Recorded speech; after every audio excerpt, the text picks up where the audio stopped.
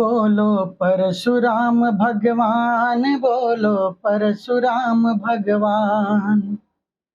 हर युग में छाए रहते हैं, सुनो उनका गुणगान, बोलो परशुराम भगवान।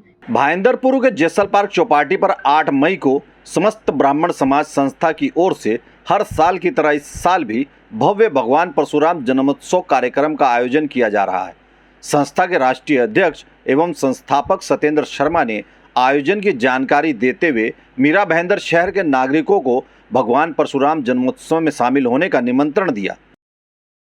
परशुराम जन्मोत्सव हम लोग कई सालों से कर रहे हैं। पिछले जेसल पार्क चौपाटी पे भी किया भव्य कार्यक्रम, से पहले बाल ठाकरे प्रमोदन हॉल में भी किया, और कई सालों से हम लोग ये प्रयास कर रहे हैं। सभी समस्त ब्राह्मण समाज या पूरे भारतवर्ष में जितने भी राज्य हैं उन्हीं के सभी ब्राह्मणों को हमारा जोड़ने का प्रयास है, कोई भी प्रदेश के हों, क्योंकि सभी परशुराम के वंशज हैं, सब रीतियों की संतान है।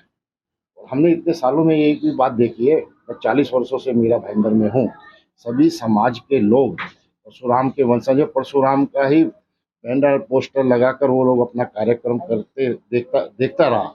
इसीलिए मैंने बोला जब सभी एक ही परशुराम के वंशज है, सबका DNA एक ही है, तो हम सब एक मंच पर आकर कार्य क्यों ना करें। और हमारे जो आराध्य हैं परशुराम भगवान, उनका जन्मोत्सव सभी मिलकर एक ही मंच पर साथ में मनाए धूमधाम से। और ये 8 मई को जसल पार्क चौपाटी पर बड़ी भव्य तरीके से कलश यात्रा और बैंड बाजे के साथ में सभी ब्राह्मण पूरे भारतवर्ष के सभी राज्य के मिलकर धूमधाम से मना रहे हैं। और अयोध्या से हमारे गुरुदेव यहाँ पे इस कार्यक्रम में पधारेंगे। ये बहुत ही हर्ष की बात है हमारे लिए और हमारे लिए सौभाग्य की बात है।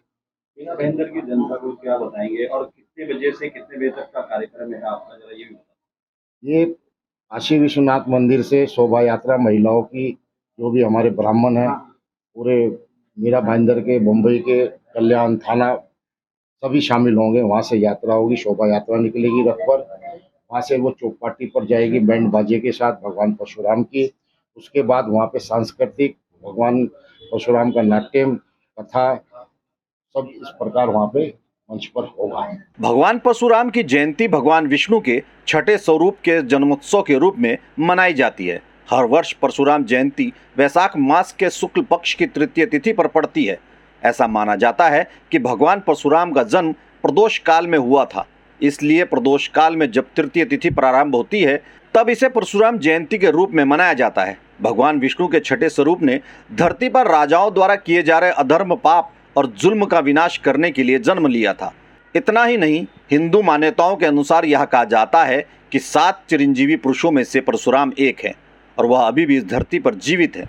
भाईंदर के जेसल पार्क चौपाटी पर आयोजित होने वाले भगवान परशुराम की जयंती के मौके पर श्री राम जन्मभूमि अयोध्या की पावन भूमि से दशरथ गद्दी अयोध्या धाम के राष्ट्रीय संत 1008 महंत श्री बृजमोहन दास जी पधारने वाले हैं। राष्ट्रीय संत 1008 महंत श्री बृजमोहन दास जी ने मीरा भाईंदर के तमाम श्रद्धालुओं को 8 मई को आयोजित होने वाले भगवान परशुराम जन्मोत्सव में शामिल होने का निमंत्रण दिया है।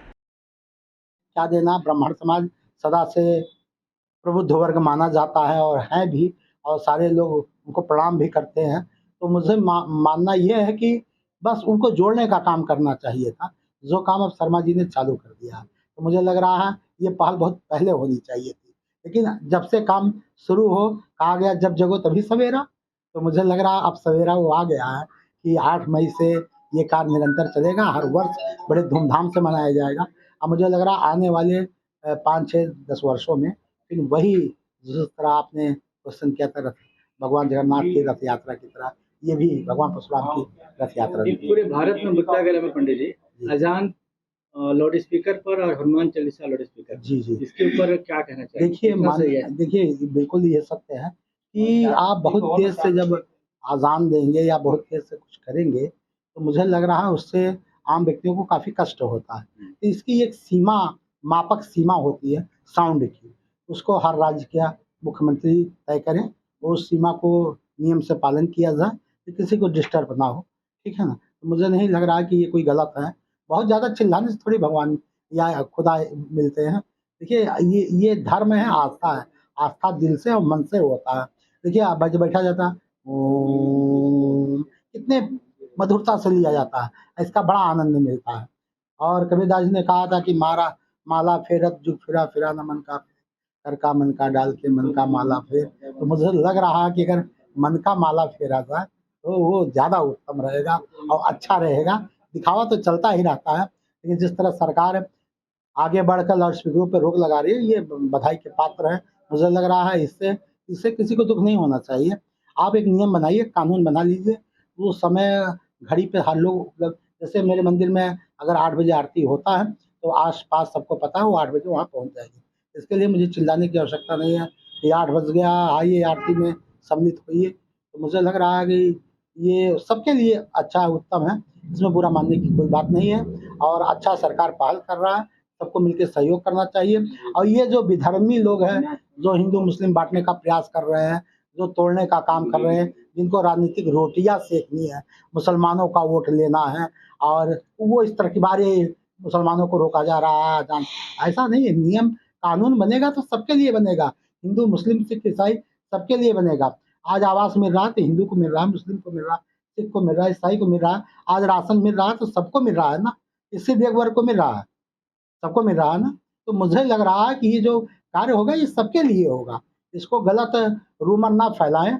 और मैं तो कहता हूँ ऐसे लोगों से सतर्क रहिए जो रूमर फैला रहे हैं, सरकार के कार्यों में बाधा कर रहे हैं।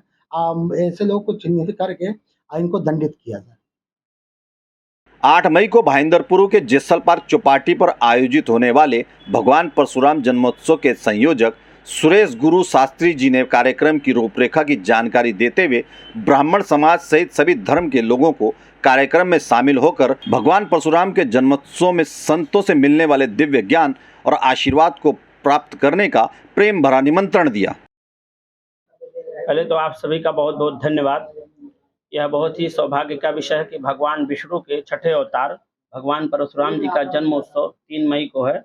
उनके जन्मोत्सव के उपलक्ष्य में 6वें दिन यानी 8 मई 2022 को दिन रविवार सायंकाल 5 बजे से लेकर के 10 बजे तक जैसल पार्क चौपाटी पर पूरे महाराष्ट्र में तो कहूँगा, मुंबई नहीं पूरे महाराष्ट्र से सभी ब्राह्मण, क्योंकि देखिए जितने भी चाहे महाराष्ट्र हो, गुजरात हो, बंगाल हो, उड़ीसा में सभी ब्राह्मणों से निवेदन करूँगा कि आप सभी आइए। भगवान ये किसी के अकेले नहीं थे, वैसे विष्णु भगवान के छठे अवतार अश्वस्थामा बलिर्व्यासो हनुमानश्च विभीषण कृपा परशुरामश्च सप्ते तीर्थिर्जीवन। 7 ऋषि हमारे हिंदू सनातन धर्म में चिरंजीवी हैं, जो साक्षात है। उनके बिना मूर्ति बिना फोटो की भी आप पूजा करते हैं तो आपका कल्याण होगा, जैसे अश्वस्थामा, बलि, व्यास, कृपाचार्य, विभीषण और परशुराम जी। तो मैं आप सभी से यही कहूँगा कि आप सब आइए। और उससे बड़ा सौभाग्य का विषय है भगवान राम जी की नगरी श्री अयोध्या धाम से राष्ट्रीय संत श्री बृजमोहन दास जी महाराज जी का मुख्य अतिथि के तौर पर यहाँ पर आगमन हो रहा 8 मई को। और आप सब आइए, ज़्यादा से ज़्यादा संख्या में सम्मिलित होइए और इस आयोजन को एकदम भव्य और दिव्य बनाइए। मैं तो यही कहूँगा कि सभी जाति, ऐसा नहीं जरूरी है कि ब्राह्मण ही आए, मैं सबको बुलाऊंगा, क्षत्रिय हो, वैश्य हो, सभी का, क्योंकि सभी हमारे हिंदू सनातन धर्म एक ऐसा है कि सभी वर्ण की हमारे हर एक त्योहार में, हर एक शुभ विवाह में सभी जातियों को उसमें सम्मिलित किया जाता है। तो हमारा यही निवेदन है कि हम सभी जाति सभी धर्म को बुलाएंगे और आप सभी आइए। बहुत बहुत आप सबका स्वागत रहेगा। आप हमारे समस्त ब्राह्मण परिवार के बहुत ही बड़े प्रचारक हैं, क्योंकि आपके माध्यम से पूरे महाराष्ट्र में सबके पास ये संदेश जाएगा कि 8 तारीख को 6वें दिन परशुराम की जयंती के 3 मई को है और उनकी छठी जो है 8 मई को है। उस दिन आपको सबको एकत्रित करना है आपके माध्यम से।